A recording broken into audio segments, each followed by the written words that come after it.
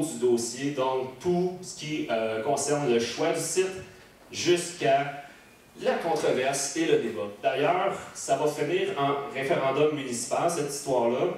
Puis juste vous donner à quel point c'est controversé, le dernier référendum municipal à Drummondville, c'est Waste Management. Et on sait que Waste Management, si vous suivez l'actualité, c'est controversé comme dossier. Donc imaginez la plus grande artère de Drummondville à l'époque, ça devait être un dossier controversé. Donc, la fierté drummondvilloise que je voulais vous parler ce soir, ici, on a la population de la ville de Drummondville, son évolution au fil des ans, surtout des années 20 à 70. Je vais arrondir pour simplifier l'explication. En 1921, on est à peu près 3000 habitants, on arrondit. En 1971, on est à peu près, j'arrondis encore, 30 000 habitants. La population s'est multipliée par 10. C'est énorme comme développement d'une ville. Comme je vous dis, il n'y a pas une ville encore au Québec qui nous a battus sur ce point. Pour vous donner l'imagination, en 2020, on est à peu près 78 000 habitants. En 2070, il y a des gens parmi vous qui sont encore vivants, on va approcher le million avec 780 000 personnes. Donc, juste pour vous donner une idée à quel point la ville prospère. Par contre, ça a un coût, cette prospérité-là.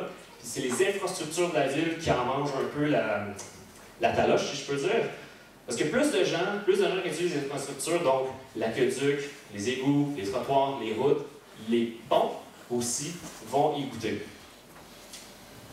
J'aimerais faire une parenthèse ce soir. Soyez informés, je vais faire plusieurs parenthèses ce soir, c'est ma première. Les gens peut-être qui l'ignorent, mais l'histoire de la ville de Drummondville, c'est une histoire de fusion municipale. Donc, ce que Drummondville est aujourd'hui, c'est grâce à plusieurs fusions municipales. Et pour commencer, on a le Rouge, qui est fondé en 1815. C'est grosso modo le centre-ville. Ensuite, arrive l'institution de la ville en tant que ville, de village à ville, en 1888. Et là, on prend une partie du territoire de Wendover-Simpson au nord. Et là, je fais une parenthèse dans une parenthèse. Des fois, il faut que je corrige des gens dans ma propre famille. On pense souvent à tort que lorsqu'on traverse les ponts, on est rendu à Saint-Charles. Non, on est encore à Drummondville. Il faut aller jusqu'à la rue Collins pour être rendu à Saint-Charles. Donc, ensuite, arrivent les années 30, on fusionne avec ce qui est en vert, Forêt, ce qui est le village Saint-Ferland et le village Saint-Pierre. Oui, les quartiers qu'on a à Drummondville, Saint-Simon, Saint-Jean-Baptiste, Joseph, c'est des anciennes municipalités qui ont fusionné avec Drummondville. Arrive les années 50, on fusionne avec ce qui est en bleu, ville de Saint-Joseph, ensuite en jaune, Saint-Jean-Baptiste, merci, je l'ai entendu ici dans la foule, merci de participer. Et ensuite ici en vert, qui est les terrains de la Célanise qui appartenaient à la Célanise avant et qui sont un peu récupérés par la ville de Drummondville. Arrivent les années 60, en jaune, Drummondville-Ouest, qui est grosso modo le quartier du Golfe. Par contre, ce soir, celle que j'aimerais que vous reteniez, c'est celle en bleu pâle ici. C'est la première fois qu'on fusionne avec Grantham-Ouest.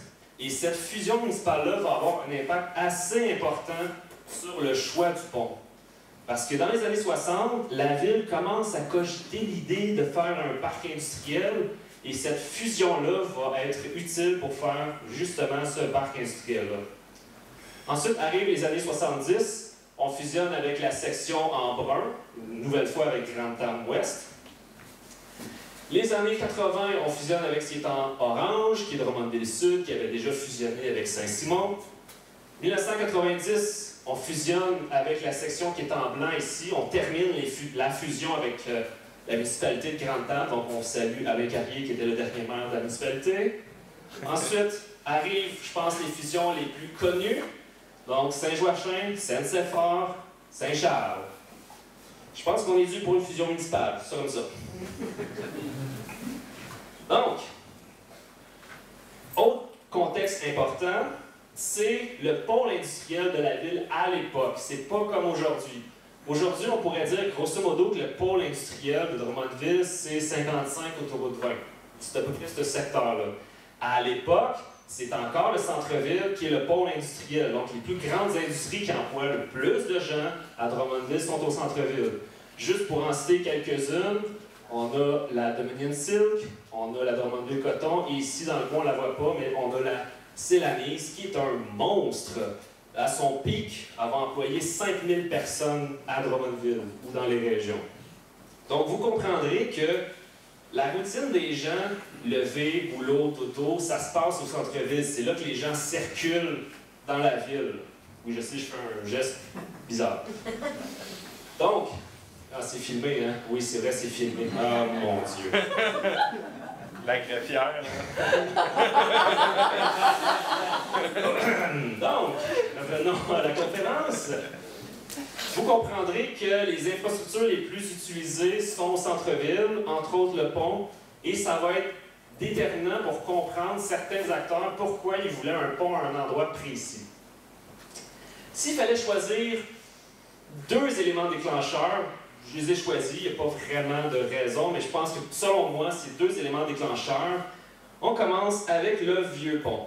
Et là, je fais une autre parenthèse. Je sais qu'on l'appelle le vieux pont parce qu'il a été construit en 1922, ça va, pas de problème avec ça. Le nouveau pont, d'accord? Le pont de la Traverse, on l'appelle nouveau à Drummondville. Et j'aimerais juste qu'on clarifie quelque chose ce soir.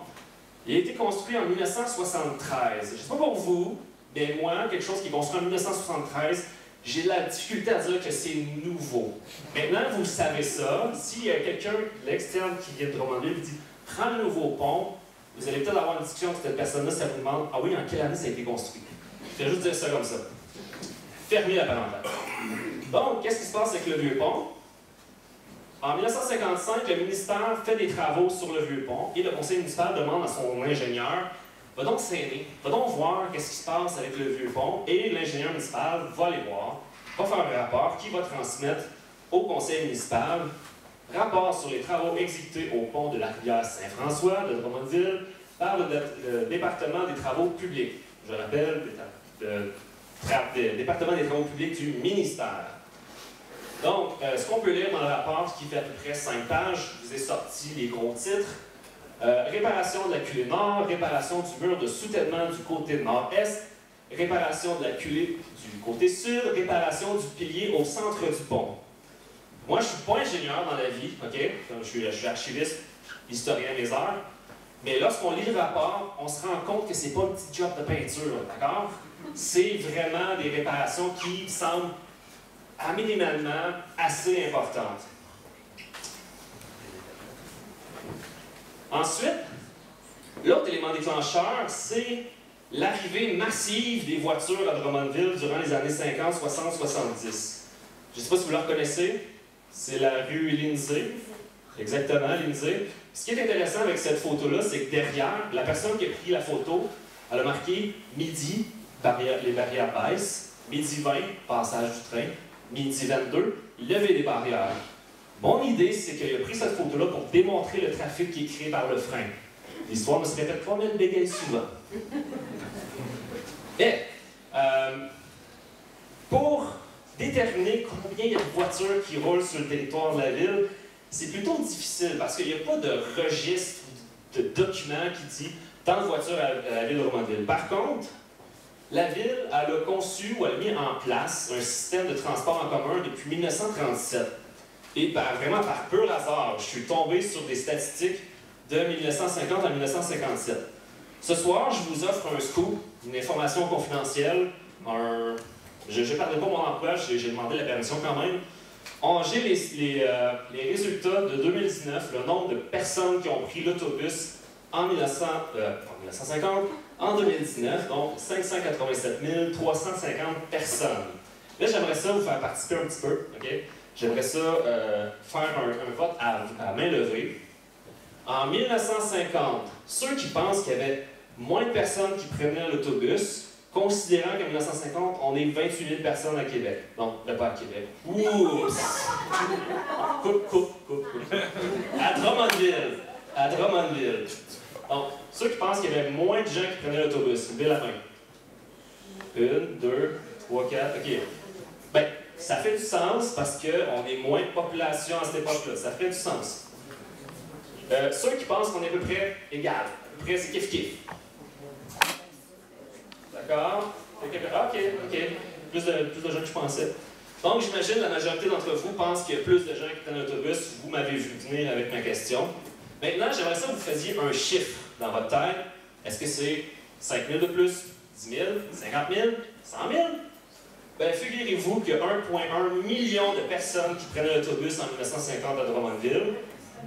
Là, j'aimerais juste faire une petite parenthèse. Les chiffres sont peut-être à revoir parce que je suis tombé sur d'autres chiffres qui les contredisent.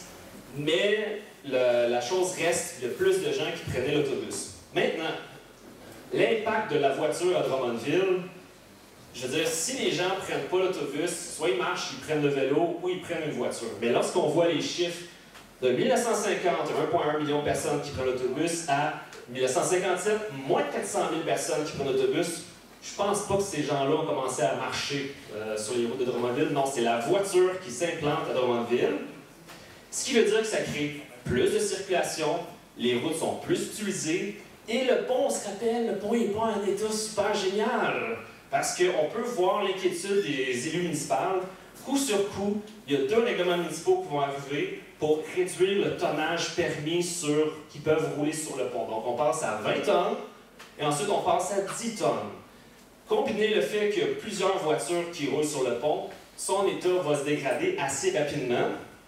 D'ailleurs, les compagnies de camionnage, ils ne peuvent plus passer sur le pont à cause du règlement. Ils vont le faire savoir en bloquant le pont. Donc, ce qui fait en sorte que les gens doivent passer par Richemont pour pouvoir traverser la rivière, parce qu'en 1950, je vous rappelle, l'autoroute 20 n'existe